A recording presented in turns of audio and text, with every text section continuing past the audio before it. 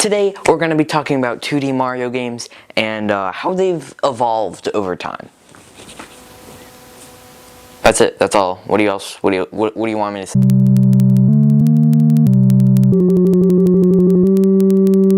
Now, this was back in the arcade days, and in the arcade days, games were not meant to be fun. They're meant to be deceptively easy. You look at that and you go, oh, I could do that in like a first try, really. And then you play it, and it takes you 8 hours to get past the first level. Now, why would they do this? Arcade cabinets gave you a limited amount of lives per quarters, so the more you paid, the longer you could play.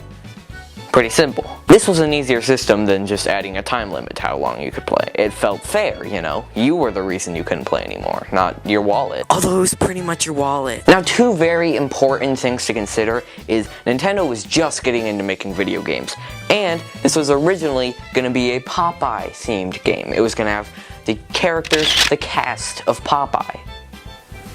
This is a horrible sign. When a pre-existing company is now just dipping their toes into making video games, and it was going to be a brand game, brand games suck. All the cards were stacked against them. There was no reason for this to be good. It could have easily been bad. But even in the early days, Nintendo really just was eyeing that left field, man. They always do what you're not expecting them to do, which is sometimes positive, depending on how you look at it. And not only did the arcade cabinet chow down on quarters, it was a good game. It was a good experience. Not saying that Pac-Man and Galaga and Dig Dug weren't. It's just, it felt a little more substantiated than just, you know, running around in a maze. Not to say those games are bad, but I don't know how many Pac-Man fans we have out there. Let's pretend that it's like the 90s and you have never played a video game before. This is your first ever experience. So you're sitting here, right, on this control deck of button move knob thing. So then you start moving around and you notice, hey, that guy, he's moving when I'm moving. He's doing that. And then you eventually figure out that you're that garbage looking plumber guy? Otherwise known as Jumpman at the time. And no matter who you were, you could kind of understand the goal, you know? Girl, up there. You, down there. Monkey, somewhere in the middle. Barrel, coming towards me. Now, this is a few years after the arcade. They start to realize, wait a second. Arcades are for little baby men. I gotta go to the home console, baby. You know, we're living it up with the big boys, with Photoshop. And now, let's talk about the very thing that saved the video game market crash of 1983. Wait, no, we don't talk about that. Super Mario Bros. For the NES. Similar to the arcade game, but a little different. This time, you start, and there's no story concept. You're not immediately shown what you're working towards, you know? Instead, you're just in a field somewhere.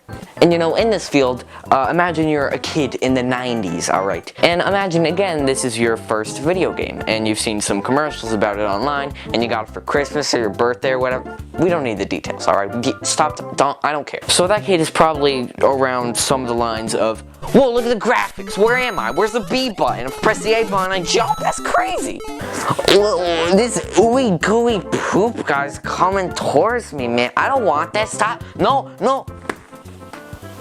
I killed him. I pressed a button, and I jumped, and I hit him.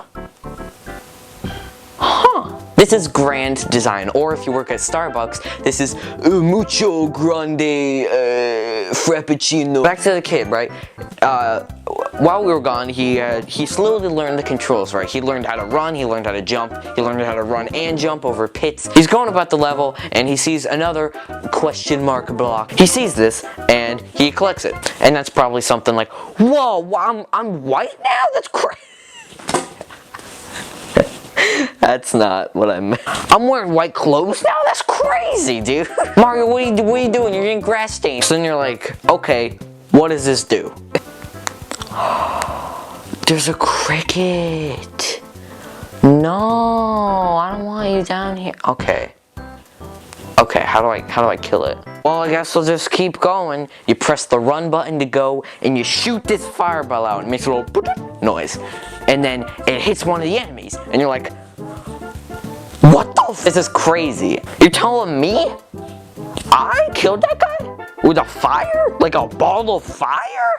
The cricket's kind of getting close here. And this is an interesting development choice. This makes the controls worse and harder to, control.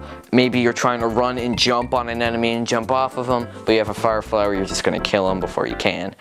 They chose accessibility over controllability. Controllability. With things not making sense, we might as well check the instruction manual. It basically tells you what is going on and how to stop it. So why don't we go check that real quick, actually.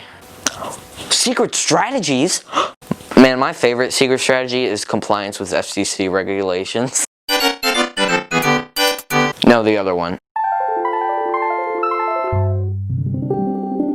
They basically just made Mario Bros. Again, but really hard, and they made like an evil mushroom that kills you once you touch it, and it's kind of bad design. Interesting story here. I'm sure you've already heard it, but in the off chance you haven't, it's a really cool tidbit of information. Super Mario Bros. 2, or Super Mario Bros. USA as it's called in Japan land, was made because Nintendo thought the American players would have too much of a rough time playing it. So they decided to buy some other dude's game and republish it as a Super Mario Bros. Game. They just changed the sprites basically, which oddly enough marked the oh no, he's hiding underneath the cricket's hiding in the wall. There's two of them down there. I swear there's two. I hear two different crickets. Oh, it wasn't. It was three different crickets in the corner of the room. Super Mario Bros. 3, otherwise known as the only reason that anybody cares about this piece of garbage. I should actually watch that at some point. You'd remember the Power Glove? Oh my god, I don't. I'm a child. In this game, they give you the P meter, and basically, the longer you run, the higher it charges, and the faster you run until you get to P speed, which is the fastest you can run. And if you get the new power-up, the Tanuki Leaf, you can fly, which is pretty cool. It's pretty good design. I like Mario Bros. 3. Just kidding, pass me. We an idiot, dude? They introduced the Warp Whistle, where you can teleport straight to World 8 from the beginning of the game. Don't ask me why, cause like I don't even know. Like what are they doing? Super Mario World, and in this game you get the Yoshi, and if you swallow a shell, and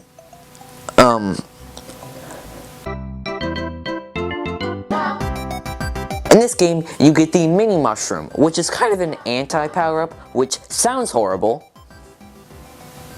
Technically, it comes with the feature of being able to go in tiny pipes and Jesus-ing on water. And if you complete a boss fight with it, it brings you to new worlds than you would normally go to. Which is a really cool concept. It's a harder challenge, but with a greater reward. Then there's the blue shell, and I really like it. Mostly because it's blue, and blue's the only color accepted by Wisdom Caps. And then there's the Mega Mushroom. I can't wait to talk all about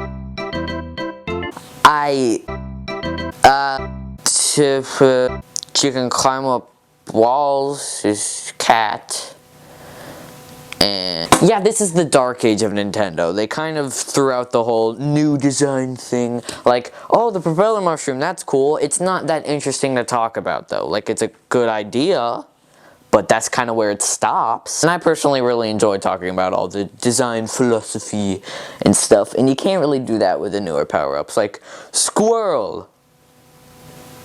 Cool. Like, it works, it's cool, but it's not. Now, I do want to have this little off section to talk about the things that Nintendo have recently released. I'm talking 3D All-Stars. I'm talking... Okay, that was a low-hanging fruit, but come on. Now, this is very good, okay? I am super pumped, and by the looks of it,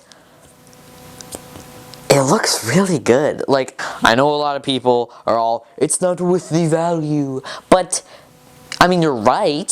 It's 3 Mario 3D platformers in a virtual console-less world. That means a lot. Now let's talk about the negatives. Nintendo, sweetie, what are you doing? Yeah, no, it's fine. We'll just make it limited time. You can't buy it after like a few months, I guess. Like, why? Who does that help?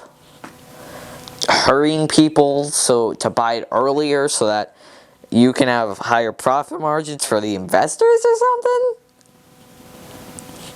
You really gonna do that to us? I'd be fine with some other game, but this is crazy, Nintendo. We have been waiting for this for so long, alright?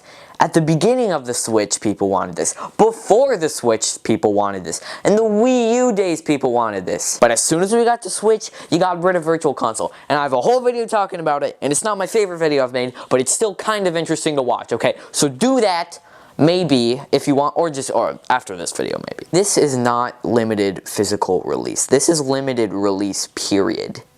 They're gonna take this off the digital store.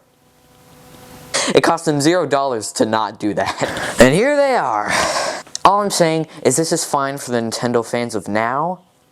But think about the people coming back to this. How I'm coming back to the N64 days and the GameCube and even like the NES just to check out what I've missed. Think about the people who want to enjoy like a legal HD Mario 64 experience, or Mario Galaxy experience, or Mario Sunshine. Mario Sunshine has a huge fan base, and I'm sorry for making fun of you guys last time in the speedrun video. I'm sorry. I know you're out there, and I'm sorry. Think how much the physical copy is going to be worth in 5 years from now. You said that the Switch is halfway through its lifespan. Think about the people who are tardy to the party. Think about what they missed. Think about all these great games you made that you can put on a new console for pretty low budget, and it would be so worth it, right? You would get so much money. Even if you're selling them separately, the money would flood in, alright? I'm mad, dude. I'm so upset. Listen, I'm not gonna pretend and act like I know anything about a business, and I'm sure COVID has been very hard for you guys, and I totally understand that, and I'm talking like you're watching this. You're not watching this. They're not watching this, guys. But if in 50 years from now, one Nintendo representative watches this video, that's worth something, right? Anyways, I just wanted to rant for a bit, and I'm glad you enjoyed this video. But before you go, I just want to say, I'm planning on doing like a little Q&A series. I think it'd be really fun, and maybe have a few guest stars, you know, Chef Luke in turn, you know, we'll see. So, if you have any questions, just pop them in the comments, dog. What are we waiting for? And I won't answer them in the comments, I'll answer them in the video once I have enough. And I don't know how long that's gonna be, so pop your comments now. The more there are, the faster the video's gonna get here, you know, so. Thank you, guys. Usually I end with a joke, but the support has been overwhelming. Thank you guys so much for everything, and I really hope you guys enjoyed this one. It took me 2 days to film instead of 1 because of the crickets. So. Okay, now I'm going to talk about the Mega Mushroom.